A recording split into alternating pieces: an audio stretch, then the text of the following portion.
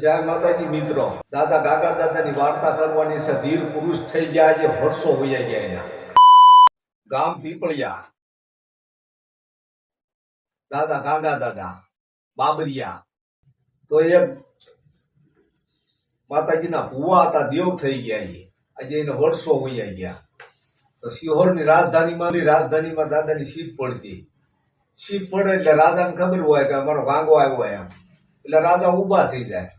એટલે એની સીટ પડે ને બેહાડામાં ખુરશી નાખે અને કહુંબો પાય દાદાને. કેમ નામ ઘણા દિવસો હાલી. રાતની તો મારી પાસે સાડિયા તો હોય જ ને. ત્યાં કોઈકે સાડિયા કરી, કોઈકે કહી દીધું દાદો આ વરણ છે, આ નિશો વરણ છે, નિશી જાતિ છે એમ કીધું કોઈએ. તે રાજાએ તે દિવસો કાંઈ નથી કીધું ને પછી સૈનિકોને કીધું કે દાદાને હવે આવવા દો એ જઈને. એટલે દાદા પછી ઉજાઈ ગયા. પછી પાછા બીજી વખત ઘોડો લઈને આવ્યા દાદા. એટલે ગેટના દરવાજા બંધ કરી દીધા. સૈનિકોને કીધું હવે તમારે એની માથે તોફની ગોળીઓ ફોડવાની છે. તોફની ગોળી ફોડી એટલે એને ફોડી ભેગીને ફૂલ થઈ ગયા, ફૂલડા થઈ ગયા.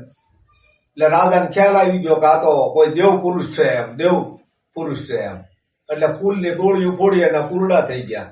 ફૂલ થઈ ગયા એટલે દાદાના પગમાં રાજા પડી ગયો કે મારા સૈનિકો કેવા પ્રમાણથી કાંઈ મને ભાન છાન ન રહી કે મારી તારી ગોળીઓ ફોડાઈ ગઈ. કે પછી દાદાની સીટ પડી ગઈ, દાદાને આ સીટે બેહાડી દીધા અને એને પગે લાગી ગયા. જય ગંગા દાદા. મિત્રો આવા નવા સપોર્ટ કરજો મને, તો આવા નવા વિડીયો તમારે શું લાવી છે.